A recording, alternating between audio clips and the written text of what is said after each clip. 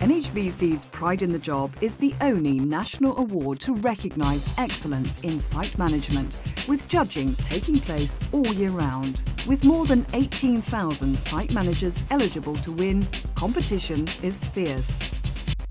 Pride in the Job's status as the award that every site manager wants to win is sealed by its rigorous programme of judging, from the NHBC building inspectors who nominate their top 10 sites, right through the regional and national judging panel.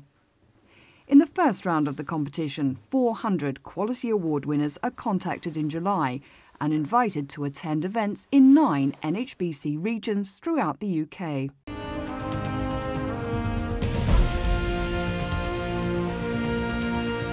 It's then we discover which site managers have impressed the judging panel to secure a seal of excellence, and from those, the regional winners are unveiled.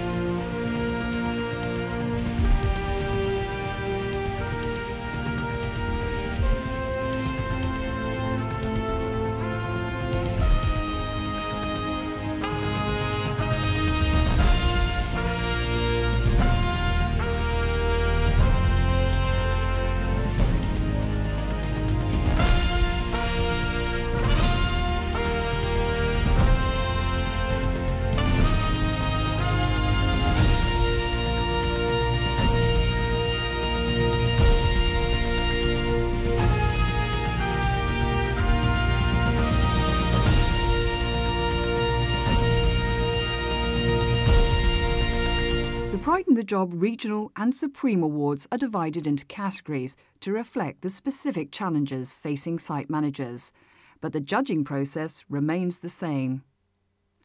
Every judge that we have, from the inspector through to the Supreme Judge, uses our Pride in the Job marking sheet. We all follow that marking sheet. An adequate construction will only gain 7 marks out of 10 in each category. There are 38 categories altogether, so to win Pride in the Job, you've got to be scoring more than 7. This DVD takes you through all 9 sections of the Pride in the Job marking sheet, and the interactive sequence gives you the opportunity to see exactly what the judges are looking for. References to building regulations apply to England and Wales, but similar standards may exist in Scotland and Northern Ireland. So section 1 deals with foundations, Richard. What are the judges looking for here? Well, we've got some really good examples here of a foundation excavation actually taking place in a clay substrata. Well, if we take blockwork, for example, we're looking at obviously good coursing, good bonding, making sure that story heights are correct. One of the things you don't want to see is at joist height, lots of packers being used because the bricklayers haven't managed to get the blockwork level. Here's some examples of good guttering and downpipes, and also good planning by the site manager. Look how this guttering is being carefully cleaned down along with the fascia and the soffit before the scaffold is dropped. Once this scaffolding is dropped, you'd need a cherry picker to get up there and clean that. This shows good planning, good control, good site management. Pride in the Job's success depends on meticulous attention to detail on every aspect of the build process. Obviously we look for the things that inspectors have gone on before us have identified: line level, cleanliness of brickwork. Yes, we look at that, but we do take it a stage further and look into a lot more finer details. Or I try to look through the purchaser's eyes. What are they looking for? Would they notice this? Is there a gap here? Are the windows not straight? Is there a mark here? All these little things add up and can affect your score at the end of the day. It doesn't matter to NHBC whether the site manager that we're judging works for a major house builder building thousands of homes a year, or whether he works for a small house builder, building 10 houses a year. What we're looking for is the quality of work and the excellence of work that site manager producing. That's all we're interested in, really. We're not interested in the commercial considerations when it comes to pride in the job. If you take a great pride in the job, then you're going to do a good job. You have to be totally dedicated and build teams, because teams win. I've always believed that right from the start that the Pride in the Job campaign has done more to raise the standards of construction than anything else that has been introduced over the last 30 years that I've been in the industry.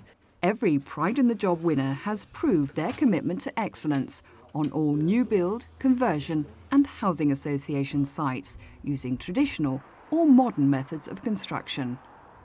And there's no doubt that Pride in the Job is the most prestigious award scheme in the new house building industry, helping to raise standards. Well, it's a wonderful personal achievement. It's a great company achievement, and the lads on site feel the same as I do. It's a brilliant achievement for them. Somebody's actually recognised the quality job that we're doing, you know, and that doesn't happen really very much in the building trade. Feel the pride of winning it and the pleasure for the guys on site, knowing that they're part of a team that's won it, it makes a big difference too. 18,000 sites and we're down to, in my group, 8, and I feel that's a big honour. It's a marvellous competition. I'm quoted as saying that I love it, and I always look forward to it every year. Yeah, absolutely. It improves standards without a question. It's hard to put it to words, how you actually feel when your name comes, when they call your name. It's fantastic.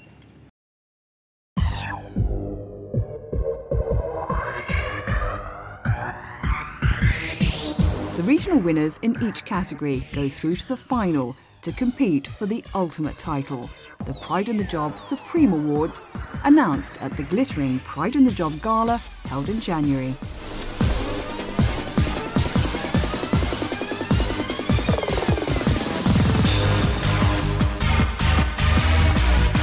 The winner of the 2006 Pride of the Job Supreme Award, Alan Cameron of Cameron and Paterson.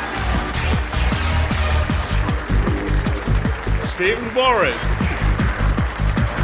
Bill Hughes,